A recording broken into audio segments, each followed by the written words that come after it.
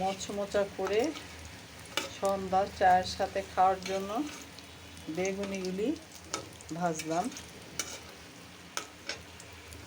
এখন তুলে নিব, হয়ে গেছে।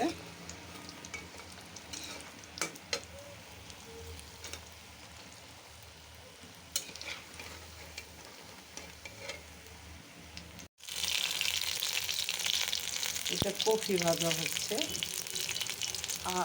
বেগুনি আর কফি ভাজা। শীতের দিনে কফি ভাজাটা খাইতে আলাদা একটা মজা। কফিগুলি ভাজা হয়ে গেছে।